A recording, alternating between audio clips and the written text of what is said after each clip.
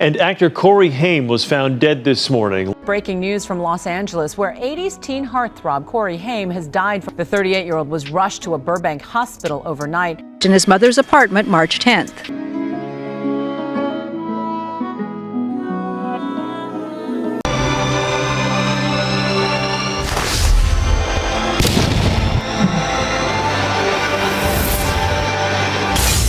It is a gorgeous fall day here in Vaughan, Ontario, Canada, right outside Toronto. And I'm coming to you today from Pardes Shalom Cemetery. How you doing? It's Chris from Beardsman, and today I want to talk about a quintessential 80s iconic actor, Corey Haim. But you would have already seen that because you would have already seen the description in the thumbnail. Now, I have so many memories of Corey. Now, if you remember, or if you're old enough to remember, the Teen Beat, Tiger Beat, Bop, all those teen magazines, there was one person on the cover of them all, and that was easily Corey Haim. It wasn't just because of him, it was because of his talent in the movies and the roles that he did. Now, he was actually born in Toronto, Ontario, Canada. He grew up in Quebec and then moved back and was raised in Willowdale. He got his start on the Edison Twins. Now, he wasn't one of the main characters, but he was on the Canadian TV show The Edison Twins. But hey, we don't want to bother you, but my buddy Murray, Paul meet Murray. His first film role was in Firstborn, and then his career just kind of started skyrocketing. Now, of course, the breakout role for Corey was Lucas, and how can you not have loved him in Lucas? He was amazing in that. But he was actually amazing in almost all his roles. Well, all his roles. When you think Lost Boys, License to Drive, Silver Bullet, he's been in so many iconic movies and cult classics. And I want to go and pay our respects at his final resting place. So come with me today. Let's go check out here in this cemetery where Corey Haim is.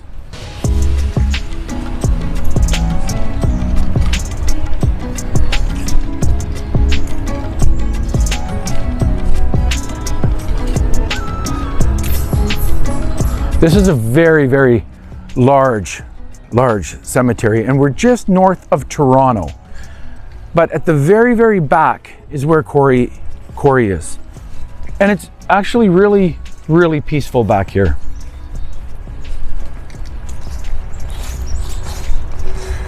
But if you look right there is the grave of Corey Haim. Now let's read what the grave says, and we'll talk a little bit more about him. In loving memory of Corey Ian Haim, December 23rd, 1971 to March 10th, 2010, our beloved son, grandson, brother, cousin, uncle, and friend. You are a bright, shining star that will live on for eternity. You will always be loved and forever be in our hearts' peace. And here is a bench that says, in loving memory of Corey Ian Haim, one of the most loving and giving and talented people that ever walked this earth. You will be missed. And it's nice to have a bench here so people can come and just kind of reflect on Corey.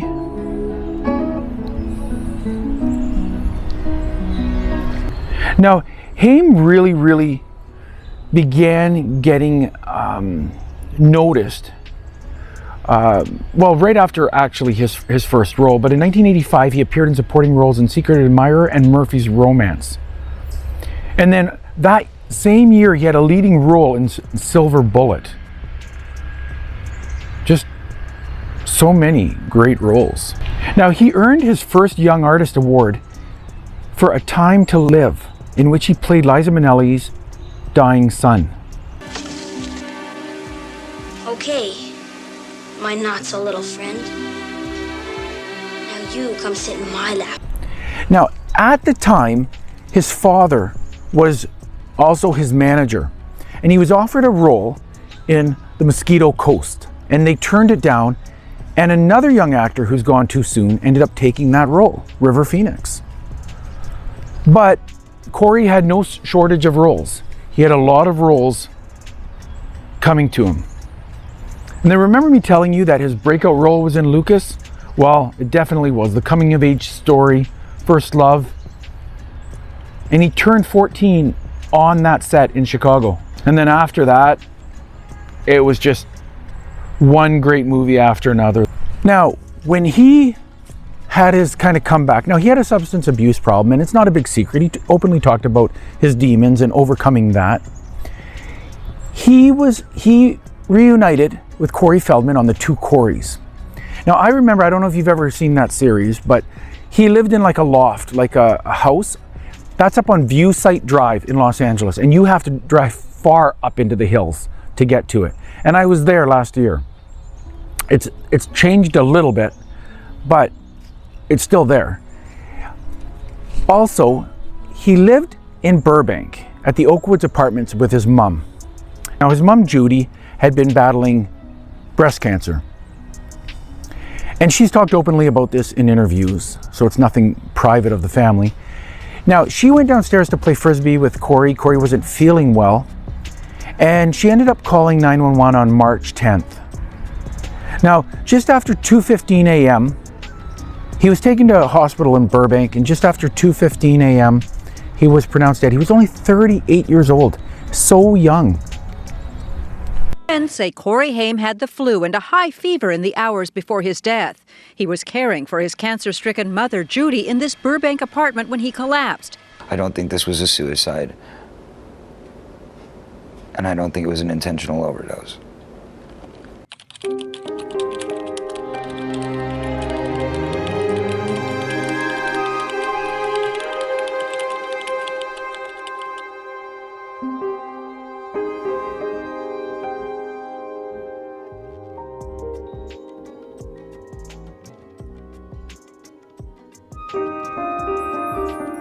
Now, you have to think in his heyday, when he's getting all these movie roles, he's dating Alyssa Milano, he just has the whole world in front of him.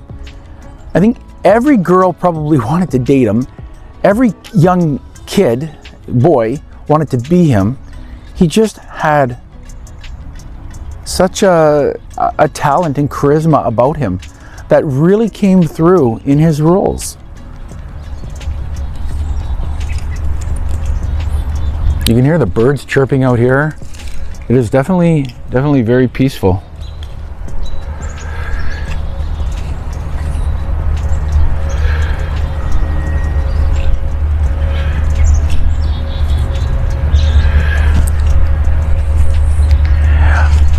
Now, his actual funeral service took place at Steele's Memorial Chapel, and that's just over in Thornhill. And there was about 200 people that attended.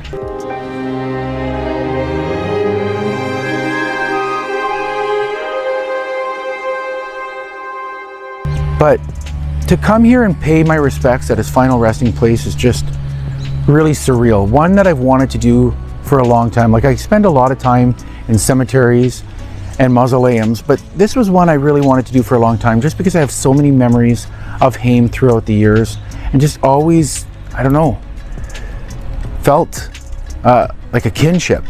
But I think a lot of people did. See what people left? A button that says Lost Boys,